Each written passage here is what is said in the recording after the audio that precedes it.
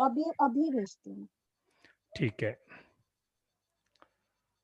तो आपने अमेजोन में डाल के देखा और वहां उसकी सेटिंग्स ठीक नहीं आ रही है, आप ये कह रहे हैं? किंडल क्रिएट पे जो आपने बोला है ना सॉफ्टवेयर, तो उस पे ऊपर आप फॉर्मेटिंग करने को बोल रहे हो ना, तो उस पे डाला मैंने। तो उसी पे मुझे नहीं हो रहा, मतलब मैंने एक ही इमेज मैंने कोशिश किया, तो वो भी स्मॉल, वो अलग पेज पे जा रही है, जबकि मैंने पेज ब्रेक लगा के मतलब उसको ये किया था, फिर भी नहीं समझ रहा है, तो इसलिए। कोई बात नहीं, आप मुझे दोनों स्क्रिप्ट भी भेज दो और हम्म, इमेजेस भी भेज दो, तो मैं ट्राई करता हम्म, हूँ उसे लगा के कैसे होगा आपको। Okay okay. Sir hello. Script के लिए मुझे लैपटॉप पे अभी फिर से ये करना पड़ेगा, मैं अभी इमेज भेज रही हूँ आपको। आप मुझे लैपटॉप और वो स्क्रिप्ट और इमेज दोनों भेजोगे तो मैं आपके उस पर फिट करके एक ही चैप्टर भेज दो, भले ही मैं एक ही चैप्टर को करेक्ट करके भेज देता हूँ आपको। ओके ओके, वो हाँ, वो लिखा हुआ स्क्रिप्ट है मेरे पास अभी मोबाइल में, पर वो इमेजेस का वो पूरा लाइन से वो लैपटॉप पे, पर एक इमेज मेरा मोबाइल पे है, तो मैं सेंड कर रही हूँ आपको, मुझे और वो घर पे ये आप करके। आप मुझे दोनों भेज देना, आप कोई इश्यू नहीं है, कल मैं 2 बजे के आसपास उसको देख लूंगा। आप मुझे 2 बजे के ओके आसपास कनेक्ट करना, मैं कर दूंगा मैम।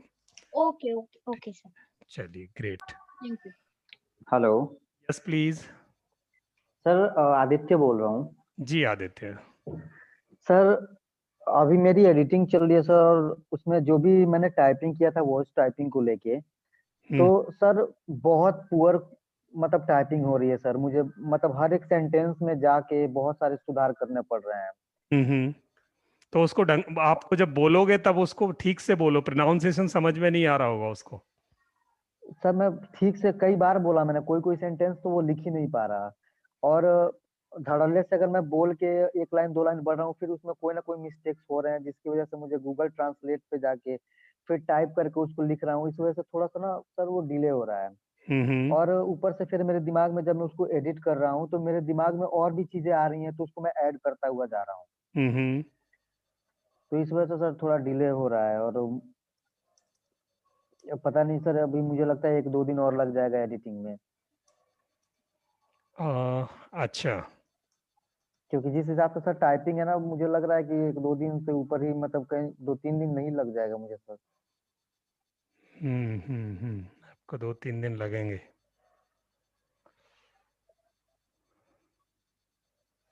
चलिए, बाकियों का क्या हाल है? संतोष जी, आप तो शायद उस अभी फोकस कर रहे हैं दूसरे वाले कोर्स पर। अजय प्रभु जी, आपका आपका क्या क्या स्टेटस है सर?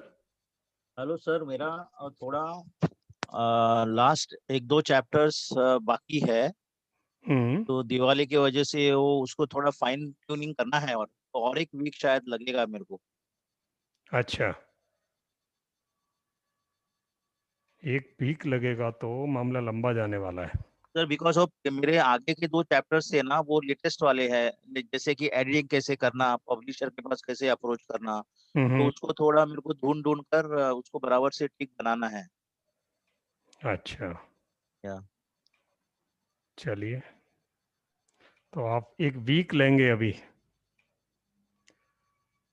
कम से कम उतना तो लगेगा सर। डेट फिक्स कर दो सर, सारे डेट फिक्स कर लो तो आप ज्यादा थ्रस्ट के साथ काम कर पाओगे। या कौन सी डेट आप देंगे? सर आज 18 है, तो नेक्स्ट 25 तक। मैं 25 में लिख देता हूँ आपका। 25 तक हो जाएगा। ई बुक राइटिंग में अजय जी का 25। आदित्य, आपका कब है? Sir 23rd। 23। ठीक है। और क्षितिजा यादव मैम, प्रतीक्षा यादव मैम दोनों। प्रहलाद सिंह जी, आपका?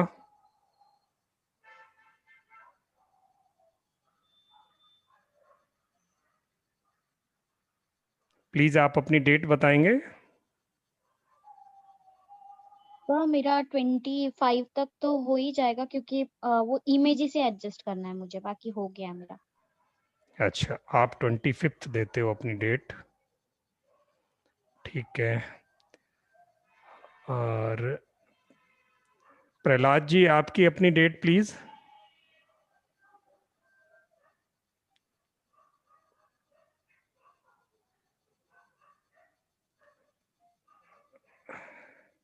आपने सबने टाइटल अपने फिक्स कर दिए?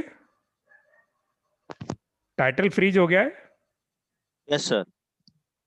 किसी का टाइटल रहता है जो फ्रीज नहीं हुआ हो? मैंने आपकी डेट्स लिख ली हैं, सिर्फ मेरे पास 3 लोगों की डेट आई है, क्षितिजा मैम की, आदित्य की और अजय जी की। और प्रहलाद जी की और प्रतीक्षा जी की अभी भी मैं डेट्स के लिए वेट कर रहा हूं, तो आप मुझे बता सकते हैं कब आप डेट दे रहे हैं।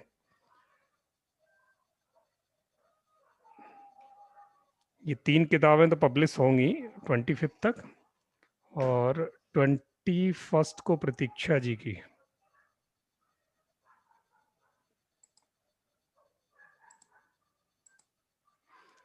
ट्वेंटी 27 3 दिन अवेलेबिलिटी नहीं है, मेरी अवेलेबिलिटी नहीं होगी, तो हमें डेट आगे पीछे करनी पड़ेगी। आज हमारे पास 18 को है क्लास, फिर 20th को होगी, फिर 23rd को होगी। तो हम 23rd को मिलेंगे या फिर 27th को। 25 को क्लास नहीं होगी, 27th को भी नहीं होगी, तो हमारा 23rd होगा या फिर 30th होगा उसके बाद। तो हम डेट ऐसे फिक्स करें कि या तो 23rd या 30th।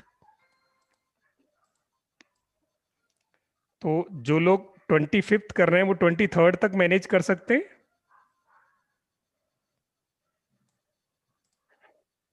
ट्राई करेंगे सर। हाँ, ट्राई करेंगे। 23rd मैं आपका लिख रहा हूँ, ट्राई करना, अदरवाइज ये 30th को जाएगा। किसी का बच गया तो वो हम 30th को करेंगे, फिर 23rd को क्लास होगी या फिर 30th को होगी।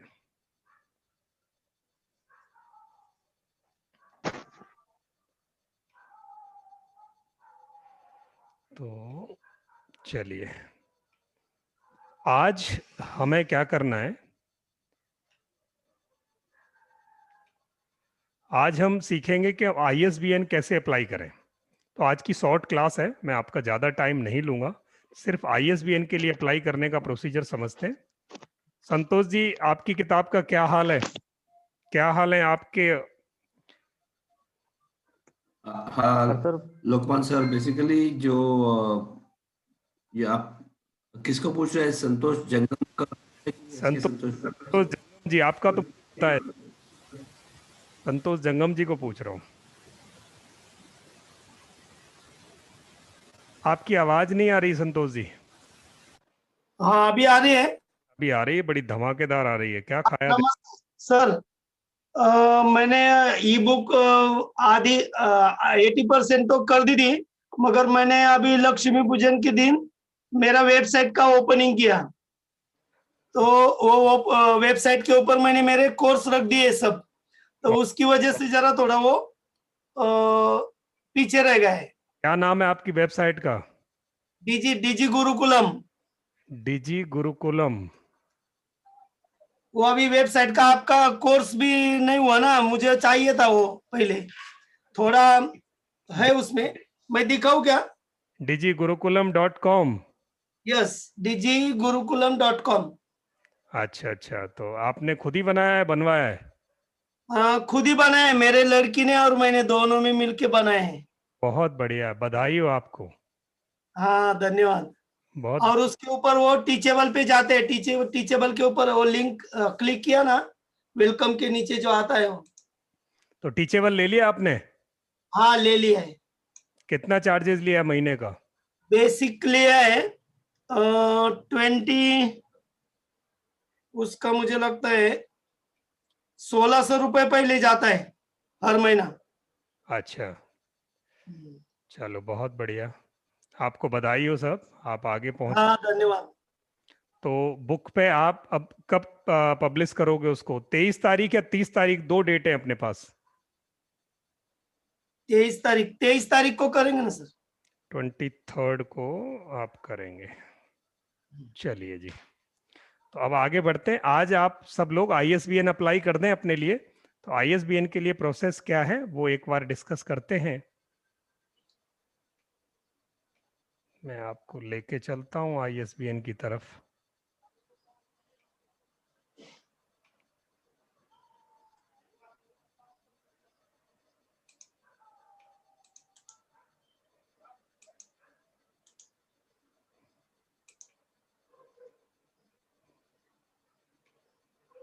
अभी तक किसी ने अप्लाई किया है?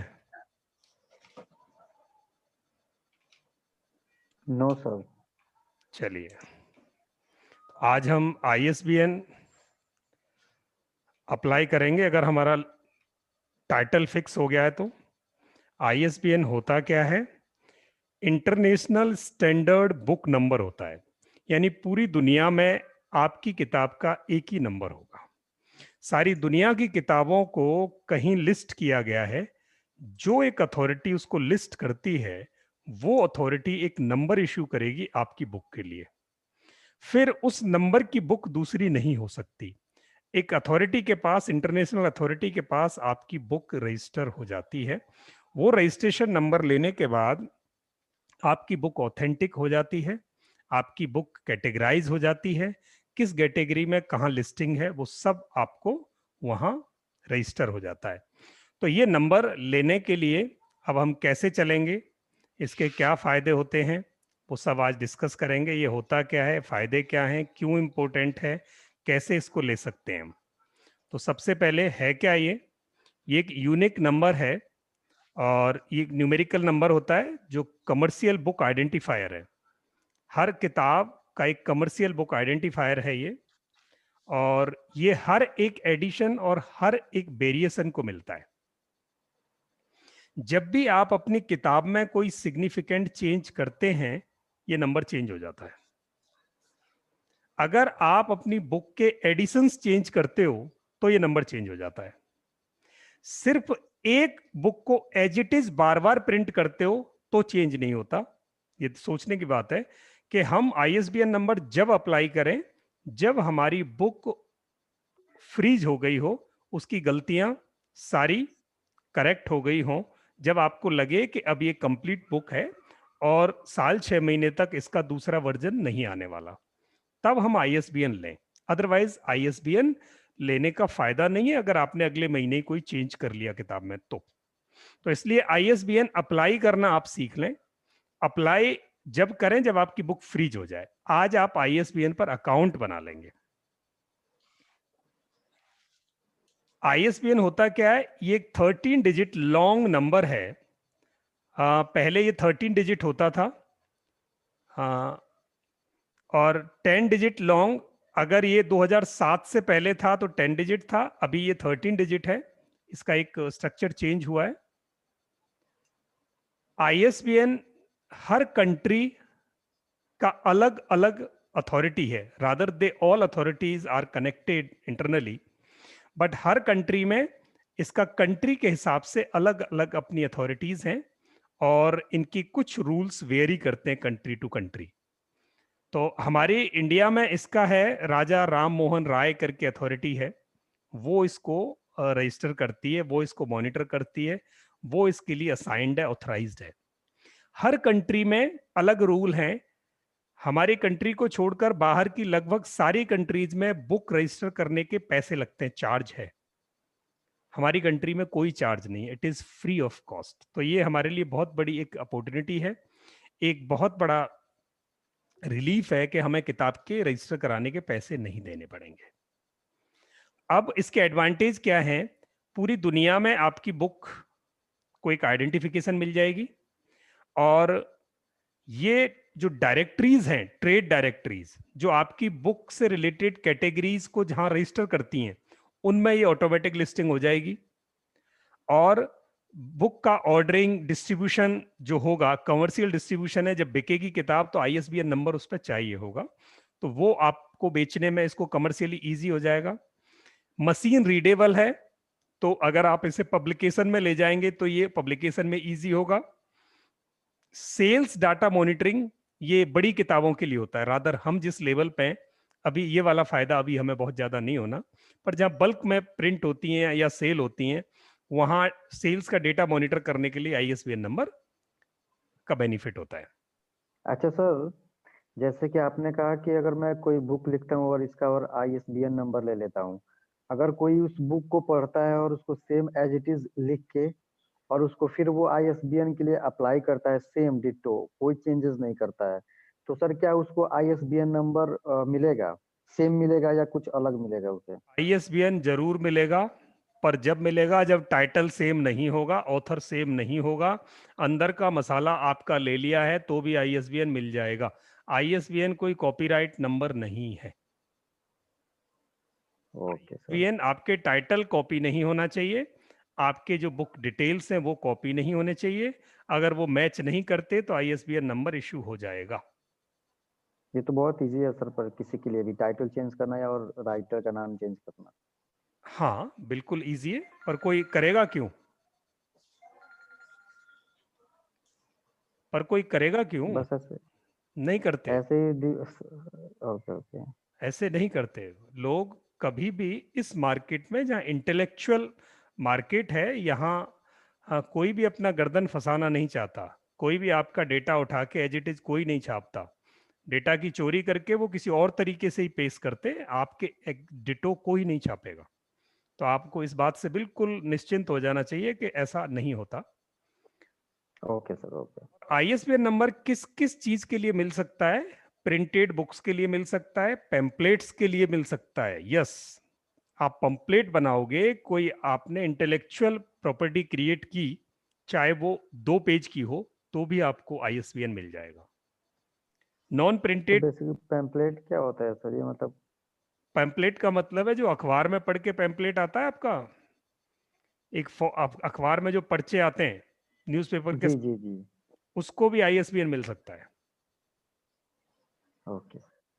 ई बुक्स को ISBN मिल सकता है, एजुकेशनल वीडियोस को ISBN मिल सकता है, या और ऑडियो बुक्स को भी ISBN मिल सकता है, वीडियो बुक्स को भी ISBN मिल सकता है, CD-ROM को ISBN मिल सकता है, इंटरनेट पब्लिकेशंस को ISBN मिल सकता है। जरूरी नहीं जो चीज पेपर पर छपे उसको ISBN मिले, जो इंटरनेट पे इंटेलेक्चुअल प्रॉपर्टी क्रिएट हुई उसको भी ISBN मिल जाएगा। मिक्स्ड मीडिया बुक्स को भी मिल जाएगा, कुछ 2 तरह की चीजें मिक्स की हैं उनको भी ISBN मिल जाएगा। यानी कुछ ऑडियो कुछ वीडियो रखा उसको भी मिल जाएगा, कुछ प्रिंट और वीडियो रखा उसको भी मिल जाएगा, आपने कोई कोर्स क्रिएट किया उसको भी मिल जाएगा। और CD-ROMs क्या है सर? Compact disc read only memory, कोई कार्ड बनाया आपने, कोई CD बनाई आपने जिसमें कोई कोर्स है या कोई बुक है, उस पर्टिकुलर CD को भी ISBN दे देगा वो। ओके।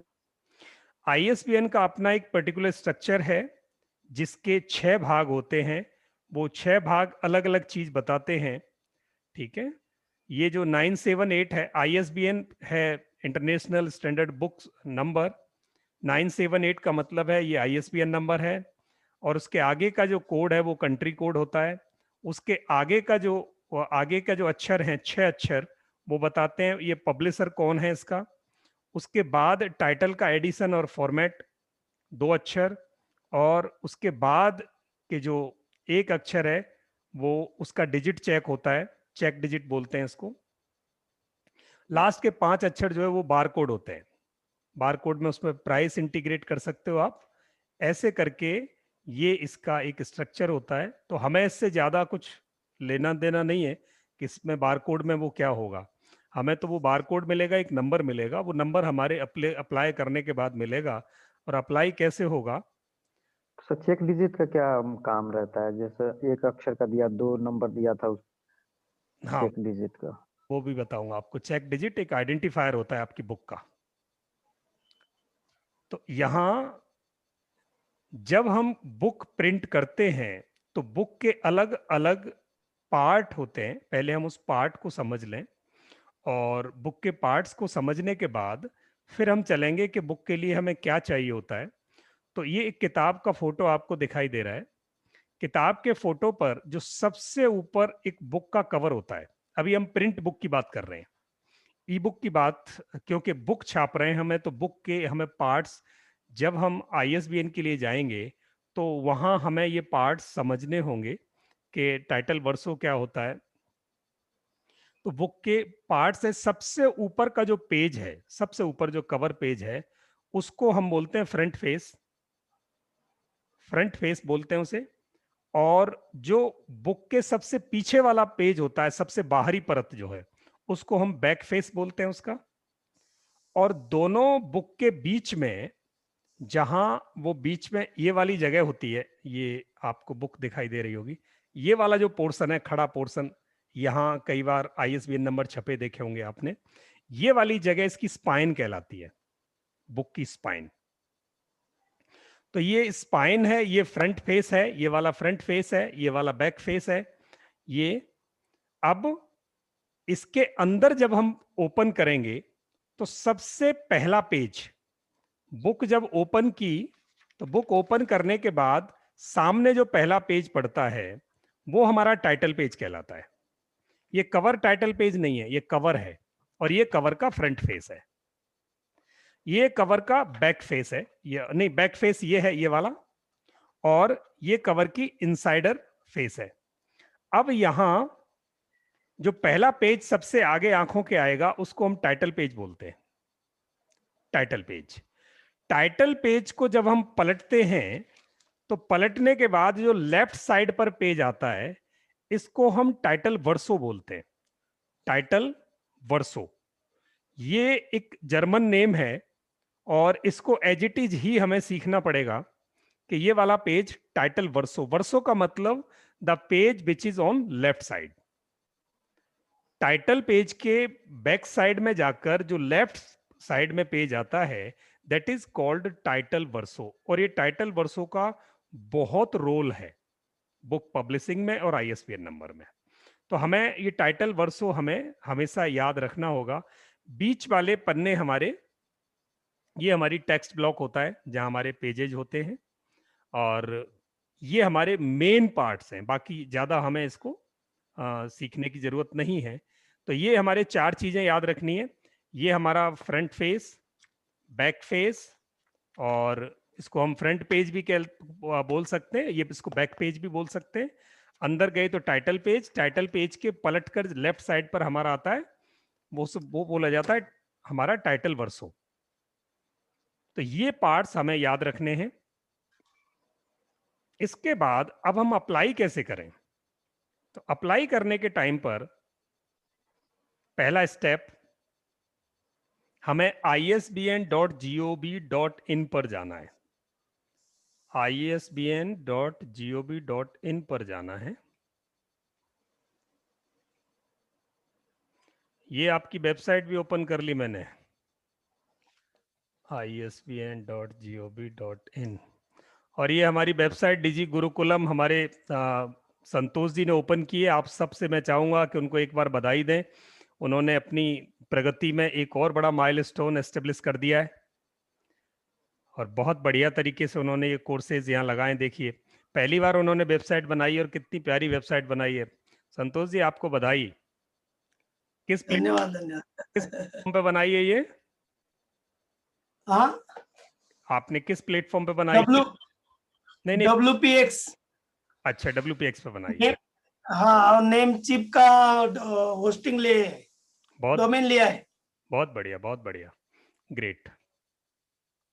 तो ये राजा Ram Mohan Roy national agency for ISBN है। ये इंडिया की सारी बुक्स के लिए आपको बहुत बधाई लिख के आ रही हैं सर। हाँ, धन्यवाद, बहुत बढ़िया, सभी को बहुत बहुत धन्यवाद। आपका आशीर्वाद चाहिए मुझे अभी। अभी नहीं, हमेशा चाहिए और मिलता। चलो जी, तो ऐसे करके ये हमारी वो वेबसाइट है isbn.gov.in। यहां जाने के बाद ये पहला स्टेप है। दूसरे स्टेप में हमें क्या करना है? मेरा रिकॉर्डिंग चल गया क्या? हाँ, स्टार्ट है। अच्छा, देन इट्स ओके। तो यहां दूसरा स्टेप है, यहां आपके पास एक ऑप्शन है तीसरा, how to apply. How to apply पर जाने के बाद इस डॉक्यूमेंट को आप डाउनलोड कर लो, इसको पूरा पढ़ना पड़ेगा आपको। हाउ टू अप्लाई को पूरा पढ़ें, इसमें आपके करीब 20 पॉइंट्स हैं और इन 20 पॉइंट्स में आप बुक का ISBN लेने लायक हो जाओगे अगर आपने एक बार पढ़ लिया तो। ये सेकंड स्टेप था। थर्ड स्टेप में हमें क्या करना है, हमें सबसे पहले अपनी बुक का टाइटल चेक करना है कि वो मेरा टाइटल यहाँ, वो आपने कर लिया था, टाइटल आपने पहले ही चेक कर लिया था। टाइटल जब हम शुरू में चेक कर रहे थे वो ISBN आपने सर्च कर लिया था, फिर भी आप यहाँ तीसरे स्टेप में सर्च ISBN कर सकते हो। सर्च ISBN में यहाँ आप अपना नाम लिखें। बताइए मुझे, कोई नाम बताएं। प्रतीक्षा मैम आप बताओ।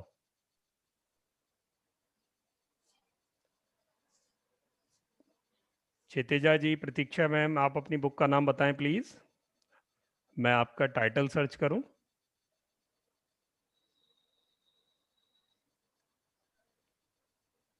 सर कबूतर अभी तक दिख रहा है सर। नहीं, कबूतर तो देख लिया था पिछली बार। Digital video making blueprint part 1। चलो, उधर से कोई आवाज नहीं आई तो डिजिटल वीडियो मेकिंग बस इतना ही डालूंगा, उसी से पता चल जाएगा। डिजिटल वीडियो मेकिंग डाला और सर्च किया आपने,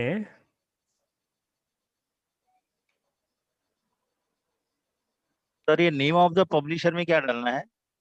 अभी कुछ नहीं डालना, अभी तो जो डिटेल आपके पास बेसिक है वही डाल दो। अच्छा सर, अगर बुक जैसे मेरे पास दिमाग में है कि मुझे कौन सी स्टोरी लिखनी है, तो क्या टाइटल को हम उसे ISBN करा सकते हैं पहले से ही? नहीं, टाइटल को ISBN नहीं करा सकते। जो बुक का नेम है, जैसे आप वो पूछ रहे हो, तो उसके लिए नहीं करा सकते हैं? अभी अभी आप खुद ही समझ में आ जाएगा क्यों नहीं करा सकते, अभी वो डॉक्यूमेंट्स पूछेगा। हाँ, book details, name of author Santosh, submit, waiting for reply. Santosh ji आज नहीं ला रहा, इसको कोई दिक्कत है आप चेक कर लेना। ओके। हाँ, कोई भी ईमेल आईडी दे देते हैं, तब भी नहीं लेके आ रहा, शायद कोई मेंटेनेंस इशू होगा उनका, अदरवाइज वो सभी डालना चाहिए ना उसकी इंफॉर्मेशन। नहीं, वो आदि भी डाल दोगे तो कर देता है, अच्छा। आदि भी डाल दोगे तो कर देगा।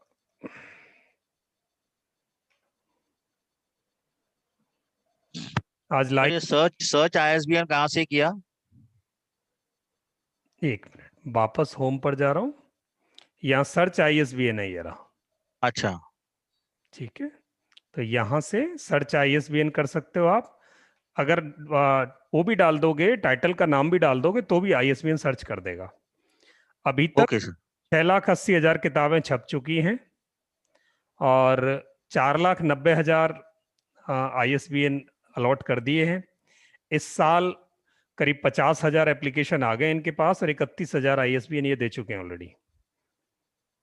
सर तो ये टोटल अभी तक जितने भी बुक लिखे गए हैं, तो वो टोटल 6 लाख से तो ऊपर भी लिखे गए होंगे सर, बट ये केवल उतना ही क्यों दिखा रहा है? जितने लोग अप्लाई करेंगे वो उतना ही दिखाएगा। अब जिसने किताब लिखी और अप्लाई नहीं किया तो वो कहाँ से दिखाएगा बताएं। तो वो जितने लोगों ने अप्लाई किया वो उतना ही दिखाएगा डिजिट।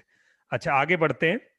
एप्लीकेंट लॉगिन, यहाँ next step number 4, applicants login.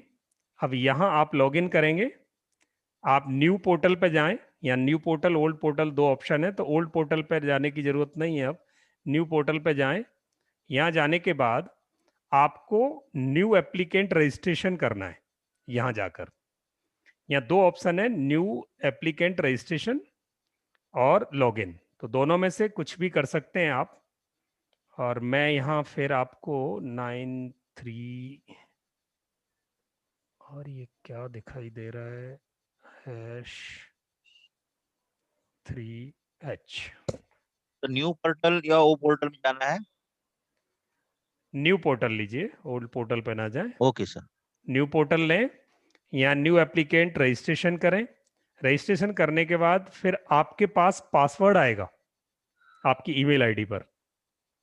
Password ये खुद भेजेंगे, तो वो पासवर्ड लेके फिर आप अपनी ईमेल आईडी से यहां लॉगिन करेंगे। तो लॉगिन हमेशा अपनी ईमेल आईडी को बनाओ, ताकि वो उसी को लॉगिन हमेशा मानेगा और आपको कम्युनिकेशन के काम आएगी। तो आपको यहाँ न्यू एप्लीकेंट रजिस्ट्रेशन कर देना है। करने के बाद ईमेल वेरीफाई होगा। ईमेल वेरीफाई होने के बाद फिर आप अपना अकाउंट में अपनी डिटेल्स फिल करोगे, पूरा प्रोफाइल फिल करना पड़ेगा आपको। तो प्रोफाइल फिल करने के बाद फिर आपसे डॉक्यूमेंट्स मांगेगा। वो डॉक्यूमेंट्स मांगेगा आपकी बुक के, तो वो बुक के डॉक्यूमेंट्स आपको देने हैं और आपके अपने डॉक्यूमेंट्स मांगेगा। आपको पहले वेरीफाई करेगा, अकाउंट पूरा वेरीफाई हो जाए तब बुक रजिस्ट्रेशन पे आगे बढ़ेगा। तो ये 2-3 दिन का प्रोसेस लगता है, टेक्स टाइम अप्रूव करने में। तो उसके बाद फिर आपको क्या क्या डॉक्यूमेंट्स चाहिए बुक पब्लिश करने के लिए, वो डिस्कस कर लेते हैं। पहला स्टेप समझ में आ गया, दूसरा स्टेप समझ में आ गया, तीसरा स्टेप एप्लीकेंट रजिस्ट्रेशन हो गया। चौथे स्टेप में ओरिजिनल ईमेल आईडी चाहिए आपको, अपना फोन नंबर चाहिए, फैक्स नंबर भी चाहिए। अभी तक ये फैक्स नंबर मांगते हैं, और वो भी लैंडलाइन नंबर का चाहिए। तो लैंडलाइन नंबर का फैक्स डालने के लिए आप क्या करोगे कि अपने शहर का एसटीडी कोड फिल कर दोगे। उसके बाद कोई भी 7-8 डिजिट का नंबर आप लिख देना, बाय डिफॉल्ट वो उस नंबर को एक्सेप्ट कर लेगा। पर अगर खाली छोड़ोगे तो वो एक्सेप्ट नहीं करेगा, वो मैंडेट है उसका। तो आप कोई भी फैक्स नंबर लिख दोगे, उसका STD code plus followed by 7-8 digit का कोई भी फोन नंबर आप डाल देंगे, तो वो उसको एक्सेप्ट कर लेगा। उस पर कभी कोई कम्युनिकेशन नहीं जाता, ना ही कोई वेरिफिकेशन है, बस एक उनकी फॉर्मेलिटी है, वो पूरी करनी है। और आपको अपना पैन कार्ड नंबर तैयार रखना है, पैन कार्ड की इमेज तैयार रखनी है। इमेज भी 500 KB से कम साइज की हो, जपेक। अब ये बहुत सोचने वाली बात है। अब इमेज यानी अपने पैन कार्ड की फोटो खींचें, फोटो 500 KB से कम हो। अब 500 KB से कम की फोटो आप कैसे खींचोगे, क्योंकि आपके पास तो मोबाइल बड़े स्मार्ट हैं और वो हैवी रेजोल्यूशन की फोटो खींचते हैं, उस फोटो को ये एक्सेप्ट नहीं करेगा। तो आपको क्या करना है, लो रेजोल्यूशन की फोटो खींचनी है। लो रेजोल्यूशन या तो स्कैनर हो, कोई कैम स्कैनर तो बंद हो गया, आप कोई और स्कैनर आ गया हो तो आप उससे कर सकते हैं, या फिर दूसरा तरीका यह है कि व्हाट्सएप के कैमरे से, व्हाट्सएप में जाकर वहां कैमरे से फोटो खींचो और उस कैमरे उस फोटो को गैलरी से उठा के आप अपने सिस्टम से आप उसे अपलोड कर दो, या अपने मोबाइल से ही उसको अपलोड कर दो। तो वो वाली इमेज 500 KB से कम होती है। ये ट्रिक यूज कर सकते हैं, जहां जहां गवर्नमेंट डिपार्टमेंट्स में आपको इमेजेस अपलोड करनी होती हैं, वो आप अपने व्हाट्सएप वाले कैमरे से आप यूज का फोटो खींच के अपलोड कर सकते हैं। तो पैन कार्ड की एक इमेज चाहिए, वो भी 500 KB से कम, जपेक जेपीईजी। एक आपको एड्रेस प्रूफ चाहिए, जिसमें आधार कार्ड, पासपोर्ट, ड्राइविंग लाइसेंस, तीनों में से कुछ भी एक हो। और उसकी अगर आधार कार्ड है तो आधार कार्ड, पासपोर्ट है तो पासपोर्ट, ड्राइविंग लाइसेंस और ड्राइविंग लाइसेंस, इसकी भी जपेक चाहिए 500 KB से कम। ये 5 चीजें आप डालोगे तो आपका अकाउंट वेरीफाई होगा। आपका अपना एड्रेस होना चाहिए, आपके पास मोबाइल नंबर होना चाहिए। मोबाइल नंबर को डालेगा ताकि उस पर SMS आएगा और आपका एड्रेस वेरीफाई करेगा। एड्रेस डालो, उसमें वेरिफिकेशन नहीं आता उसमें। तो ये आपकी चीजें हैं बेसिक अकाउंट क्रिएट करने के लिए। अकाउंट क्रिएट करने के बाद जब अकाउंट वेरीफाई हो जाता है, it will take 24 hours verify होने में मैक्सिमम। जब आपका अकाउंट वेरीफाई हो जाए तब आप क्या करेंगे, अब आप अप्लाई करेंगे अपनी बुक के लिए। तो बुक अप्लाई करने के लिए आपको क्या चाहिए होगा, एक तो कवर पेज का डिजाइन, कवर पेज का डिजाइन चाहिए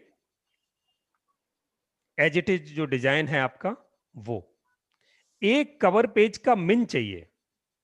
अब ये ध्यान देना, ये चीजें आपको जब जब किताब छापने जाओगे तो ये टर्म्स यूज होंगी।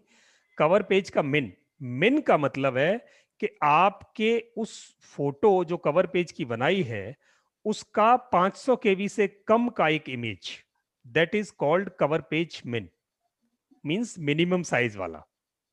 तो एक cover page as it is चाहिए, वो जितना भी भारी हो वो कवर पेज का मिन चाहिए।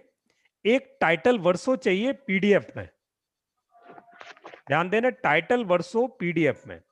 अब ये टाइटल वर्सो क्या है, जो मैंने अभी बताया था कि जो टाइटल पेज है उसकी बैक साइड पे जो कुछ लिखा जाएगा आपकी किताब में, वो टेक्स्ट जो है टाइटल वर्सो कहलाता है।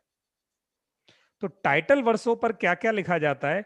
टाइटल वर्सो पे आपकी किताब का नाम, ऑथर का नाम, कोई कॉपीराइट है तो कॉपीराइट, पब्लिशर है तो पब्लिशर, प्रिंटर है तो प्रिंटर, अगर किताब को आपने पैसे में बेचना है तो पैसे कितने में बेचोगे, और कॉपीराइट क्लेम करना है तो कॉपीराइट क्लेम।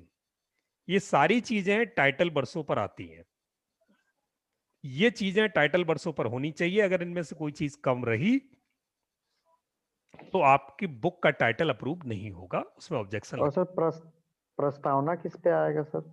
अभी मैं प्रस्तावना पर जब आऊंगा जब बताऊंगा। अब ओके सर। टाइटल वर्सों पे हूं तो आप टाइटल वर्सों बनाएंगे जिस पर आपकी बुक का नाम, ऑथर का नाम, नोट करना चाहें तो कर सकते हैं, बुक का नाम, ऑथर का नाम, फिर कॉपीराइट क्लेम तीसरे नंबर पर, और चौथे नंबर पर पब्लिशर का नाम, पांचवें नंबर पर प्रिंटर का नाम, छठे नंबर पर आपकी बुक की प्राइस, यूनिट प्राइस अगर आपने उसको सेल के लिए रखा है तो। ये 6 चीजें आपकी टाइटल वर्सों पर मिनिमम होनी चाहिए। लोकमान सर थोड़ा स्लोली फिर से बताएंगे सर, नोट कर रहे हैं। पहला वाला नाम, ऑथर का नाम, देन कॉपीराइट क्लेम। हाँ, पहला बुक का नाम, बुक का टाइटल, फिर ऑथर का नाम, फिर ऑथर का एड्रेस, नाम प्लस एड्रेस दोनों आएंगे। Sir recording sir. तो मिलेगी ना हमें सर? रिकॉर्डिंग में आपको पूरा 1 घंटा सुनना पड़ेगा और या उसको ढूंढना पड़ेगा। अगर नोट कर लोगे तो आपको शायद वो 1 घंटे ना सुनना पड़े, आपको इजी हो जाएगा। तो ओके सर। पहले का नाम, फिर रिपीट कर रहा हूं, बुक का नाम, फिर आपके ऑथर का नाम, ऑथर के नाम के बाद ऑथर का एड्रेस, उसके बाद कॉपीराइट क्लाउज, यानी कॉपीराइट के लिए जो आप 2 लाइन लिखते हो, सर्वाधिकार सुरक्षित, all rights are reserved with the publisher और द ऑथर, वो एक सिंगल लाइन का जो क्लाउज है सारी बुक्स पर आता है, वो वाला आपको लिखना है। Then publisher's name if the publisher is different from author. Okay sir. Then printer's name if the printer is different from publisher, or okay sir. it can be common, published and printed by, published and printed by, in case author him or herself is the publisher and printer, then you will write published and printed by Santosh Kumar and address. Okay, got it. Address. तो sir हम ये book लिखेंगे sir और ये publish करेंगे तो हम अपना नाम दे सकते हैं इसमें, पब्लिशर और प्रिंटर का नाम में? हाँ, सेल्फ पब्लिशिंग में आप अपना नाम दे सकते हैं। Okay sir. सर यहाँ पे सर यहाँ पे कि लाइक द क्वेश्चन इज हम ही पब्लिशर भी होंगे और प्रिंटर भी होंगे, राइट सर? तो पब्लिशर का हेल्प लेने का क्या बेनिफिट रहेगा सर? Like there is no benefit of going to a different publisher? हाँ, वो एक अलग टॉपिक है। तो अभी तो सिर्फ ISBN पे चल रहे हैं हम, एक अलग टॉपिक ये है। ठीक है सर। पब्लिशर को Sure, लेने के बाद आपकी बुक कमर्शियलाइज हो जाती है, पब्लिशर उसको बल्क कमर्शियलाइज कर सकता है, पब्लिशर के पास नेटवर्क है उसको सेल करने का, और आपके पास नेटवर्क नहीं है, पब्लिशर उसको मार्केट कर सकता है, आप उसे मार्केटिंग खुद करनी पड़ेगी। पब्लिशर के पास कोर्सेज हैं, पब्लिशर के पास स्टैंडर्ड तरीके हैं उसको कैसे पब्लिश करें, कैसे एडिट कराएं, कैसे प्लेगरिज्म। ठीक है सर। तो पब्लिशर के जाने के बहुत फायदे हैं, बट हम okay sir, got it sir, got it. हमें ये देखना है कि हमें सिर्फ अभी टेस्टिंग करनी है अपनी पहली बुक लॉन्च करके, या हमें उसको बल्क लेवल पे कमर्शलाइज करना है। अगर कमर्शलाइज करना है तो हमें पब्लिशर के थ्रू जाना है, और अगर हमें सिर्फ अभी एक लीड मैग्नेट बनाना है तो हम सेल्फ पब्लिशिंग में जाएंगे। तो सर अभी अमेजोन पे तो खाली ये करेंगे, सेल्फ पब्लिश करेंगे, उसके बाद में हम पब्लिशर के पास जा सकते हैं ना? Exactly, you can go any time. तो अब इसके बाद टाइटल बरसो तैयार हो गया, देन एक सिंपल पेज पर, यानी हम अपने डॉक्यूमेंट्स में जाके, माइक्रोसॉफ्ट वर्ड में जाके एक लेटर लिखेंगे आईएसबीएन को, आईएसबीएन एड्रेस नीचे, subject request letter for ISBN, request letter for ISBN. तो ये रिक्वेस्ट लेटर के मैं आपको टेम्पलेट डाल दूंगा तो बेटर होगा आपके लिए। जी सर। सो और इसका रिक्वेस्ट लेटर का एक टेम्पलेट डाल दूंगा तो आपको एक डिमॉन्स्ट्रेशन भी हो जाएगा, समझ में भी आ जाएगा कि उसका फॉर्मेट क्या है।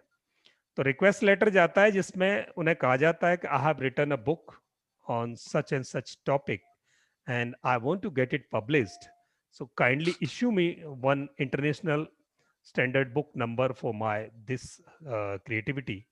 ऐसे करके 3 लाइन के लिए 3 लाइन का एक रिक्वेस्ट लेटर लिखा जाता है आईएसबीएन को, that is mandatory, and that should be converted in PDF, it should be uploaded in PDF.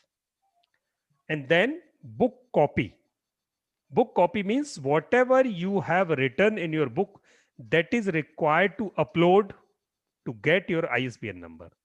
इसलिए आपकी किताब लिखे जाने से पहले आपको सिर्फ टाइटल के नाम से वो ISBN नहीं देंगे। ISBN जब देंगे जब लिखी हुई किताब अपलोड होगी, and then you cannot change that particular book. So hence when you complete your book and you think now there is no chance to get it improved for a certain time, then only you go for ISBN. And number of pages, how many pages your book is having, वो आपको upload करना पड़ेगा, लिखना पड़ेगा वहां। तो ये 6 चीजें आपकी किताब को ISBN दिलवाने के लिए मैंडेटरी हैं। आप इन 6 चीजों में से अभी आप काम कर रहे हो बुक की कॉपी पर, your book copy is pending, otherwise all 5 things can be prepared now. Cover page आपके पास है, एक उसका मिन बनाना है, टाइटल वर्सो लिखना है, that is a 5 minutes exercise, and request letter is again a 5 minutes exercise, you can do it for you, and number of pages will be finalized as soon as you complete your book copy. Copy means the body of the book. तो body of the book complete करो, तब तक आप अपने ISBN पर account register करें, अपनी details upload करें, ये 4 डॉक्यूमेंट बना के तैयार कर लें और फिर ISBN अप्लाई कर देना जैसे ही आपकी बुक कंप्लीट होती है। तो मैं ये चाहूंगा कि आप जब अगली क्लास में आए तो ISBN आपका सबका अकाउंट रेडी हो जाए, टाइटल वर्सो बन जाए, कवर पेज मिन बन जाए, कवर पेज की पिक्चर आपके पास है ही, रिक्वेस्ट लेटर रेडी हो जाए, और बुक कॉपी और नंबर ऑफ पेजेज ये आपके पेंडिंग होंगे, जो शायद आपके अगली क्लास तक या 23rd को जब आप लॉन्च कर रहे हो तब आप कर सकते हैं। अमेजोन पर बुक लॉन्च करने के लिए ISBN का मैंडेट नहीं है, तो आप अमेजोन पर बुक पहले लॉन्च कर सकते हो। ISBN जब नंबर मिल जाए तब उस नंबर को आप वहां अपडेट कर देंगे। तो आई थिंक ये बात अब क्लियर हो गई। अब मुझे आप पूछ सकते हैं, आपका कोई क्वेश्चन हो।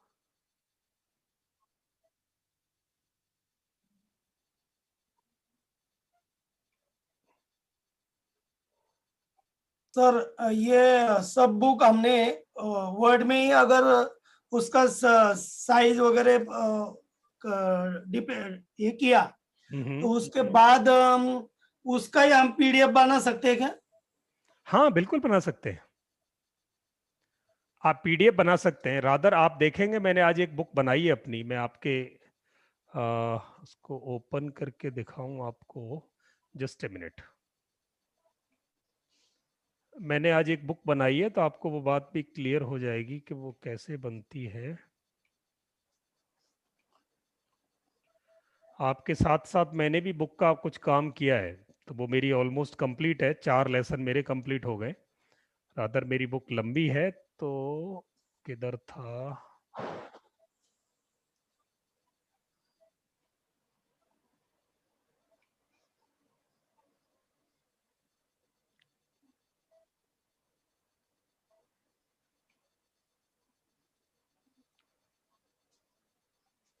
ये दिखाई दे रही है आपको मेरी बुक सामने?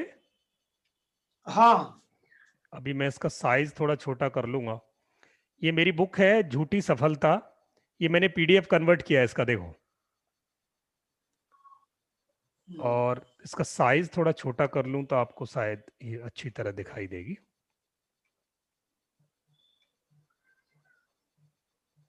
और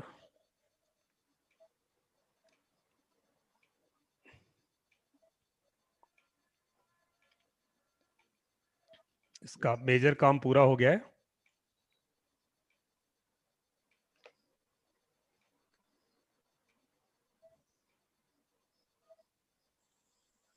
ऐसे करके ये गूगल डॉक में ही बनाए क्या फिर?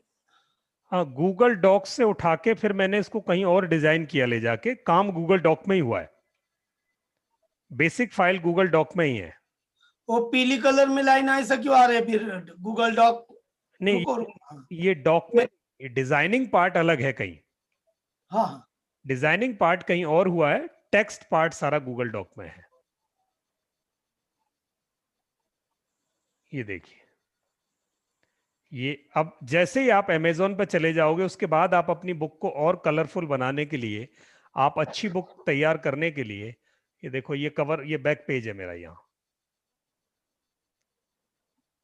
यस, ऐसे करके आप अपनी बुक को लोगों को डायरेक्ट भेजने के लिए, या उसका एक सिनॉप्सिस बना के लोगों को ट्रेलर दिखाने के लिए, आप बुक को और इस तरीके से डिजाइन कर सकते हो बाद में फिर आपकी बुक ऐसी दिखाई देगी आपको, जैसी ये दिखाई दे रही है। ये देखिए, कलरफुल बुक अच्छी लगती है ऑनलाइन पढ़ने में। ऑनलाइन सिर्फ टेक्स्ट दे दोगे किसी को 200 पेज का, तो कोई नहीं पढ़ेगा। आप उसको कलरफुल बनाओ, आप उसमें इमेजेस डालो, आप उसमें डिजाइन्स डालो, पर वो बाद में अमेजोन करने के बाद। आप इसमें ग्राफ डालो, आप इसमें चार्ट डालो, तो ऐसे करके आप अपनी बुक बना सकते हो, पर वो बाद में। तो आईएसबीएन की चीजें क्लियर हो गई? Yes sir. कोई क्वेश्चन हो किसी का आईएसबीएन से रिलेटेड तो प्लीज पूछ सकते हैं।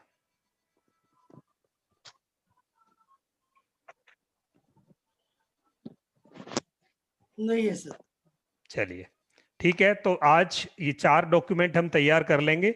मैं उनके कुछ डॉक्यूमेंट्स आपको टेम्पलेट्स भेज दूंगा, उससे आपको समझ में आ जाएगा कि वो कैसे क्रिएट होते हैं। आप सेम अपना डेटा चेंज करके आप उसे अपने लिए बना सकते हैं। ठीक है जी, thank you. Okay, bye bye. Thank you sir, bye sir. जी थैंक यू जी, ओके बाय।